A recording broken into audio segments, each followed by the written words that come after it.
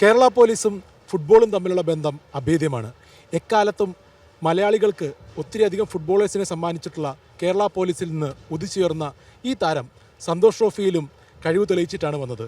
ഇപ്പോൾ super league കേരളയിൽ മലപ്പുറത്തിൻ്റെ കോട്ട കാക്കുന്ന ആ പ്രതിരോധ ഭിത്തി സഞ്ജുവിൻ്റെ കൂടി അഭിമാനപ്പെടാം. സഞ്ജു, എങ്ങനെയാണ് മലപ്പുറത്തിനെ മുന്നോട്ട് നയിക്കുന്നത്? ആ പ്രതിരോധം അത്ര ഉറപ്പിച്ചു നിർത്തുന്നത് എങ്ങനെയാണ്? ആദ്യമായിട്ട് പറയാനാണെങ്കിൽ നമ്മുടെ ഡിപ്പാർട്ട്മെൻറ്റ് വളരെയധികം സപ്പോർട്ട് ചെയ്തിട്ടുണ്ട് നമ്മുടെ പ്ലേയേഴ്സിനെ. ഇപ്പോൾ ഈ വർഷം SLKയിൽ പങ്കെടുക്കാനായിട്ട് ഇപ്പോൾ നമ്മുടെ ടീമിനെ കുറിച്ച് പറയുകയാണെങ്കിൽ കോച്ച് നമുക്ക് ഓരോ കളിയിലായാലും ഡിഫെൻസീവ് സ്ട്രാറ്റജിയും കാര്യങ്ങളും എല്ലാം പറഞ്ഞു തരും. ഓപ്പോണൻറ്റിനെ മനസ്സിലാക്കിയിട്ടുള്ള കാര്യങ്ങളെല്ലാം പറഞ്ഞു തരും. നമുക്ക് അത് പ്രാക്ടീസ് സെക്ഷനിൽ ഉൾപ്പെടുത്തിയിട്ട് അത് നമുക്ക് ഇവിടെ ഇംപ്ലിമെൻറ്റ് ചെയ്യാനായിട്ടുള്ള രീതിയിലുള്ള കാര്യങ്ങളാണ് നമുക്ക് ഡിഫെൻസിൽ പറഞ്ഞു തന്നെ. കോച്ച് പറഞ്ഞു തന്ന കാര്യങ്ങളെക്കുറിച്ച് പറഞ്ഞു. മലപ്പുറം ആദ്യ മത്സരങ്ങളിലൊക്കെ ഹക്കുവിനെയാണ് ഒരുപക്ഷെ പരീക്ഷിച്ചിരുന്നതെന്ന് തോന്നുന്നു. ഹക്കുവും ഐറ്ററും തമ്മിലുള്ള കോമ്പിനേഷൻ അത് പിന്നീട് എനിക്ക് സഞ്ജുവിൻ്റെ ആ ഒരു ഇടങ്കാലിലെ പ്രാവീണ്യമൊക്കെയാണോ പിന്നീട് നമ്മൾ നോക്കുമ്പോൾ ഇപ്പോൾ തുടർച്ചയായി ഐറ്ററും സഞ്ജുവും കൂടിയുള്ള ഒരു പാർട്ണർഷിപ്പ് നല്ല ഉറച്ചങ്ങ് നിൽക്കുകയാണ് സെൻറ്റർ ബാക്കിൽ.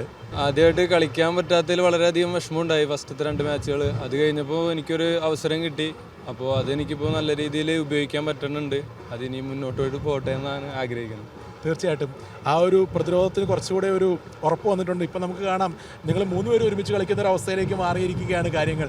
അത് കൂടുതൽ ആ ഒരു പരിചയസമ്പത്തും അനുഭവ സമ്പത്തും എല്ലാം കൂടെ ചേർന്ന് പ്രതിരോധം കുറേയും കൂടെ ഉറപ്പിക്കുന്നു അല്ലേ? അതെ, തീർച്ചയായിട്ടും. ഹക്കുവിനെ പോലുള്ള നല്ല എക്സ്പീരിയൻസ് പ്ലേയേഴ്സ് നമ്മുടെ കൂടെ കളിക്കുമ്പോൾ നമുക്കും ഒരു ഊർജ്ജമാണ്.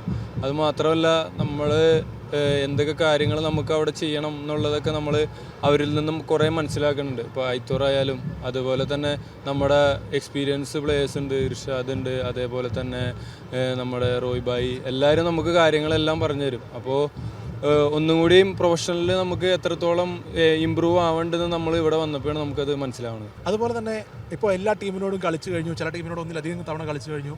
ഏത് മത്സരമാണ് ഏറ്റവും കടുപ്പമേറിയതായി തോന്നിയത്? കടുപ്പമേറിയ മത്സരം എന്ന് പറയാനായിട്ട് എന്താ പറയുക, നമ്മുടെ ടീം സ്റ്റിക്ക് ഓൺ ചെയ്ത് നിൽക്കുന്ന സമയത്ത് ഇപ്പോൾ ലാസ്റ്റ് മാച്ച് നമ്മൾ തോക്കുകയാണ് ചെയ്തത്. അപ്പോൾ അതൊക്കെയാണ് നമുക്കൊരു മാനസികമായിട്ട് ഭയങ്കര ബുദ്ധിമുട്ടുണ്ടാക്കുന്ന കാര്യങ്ങൾ.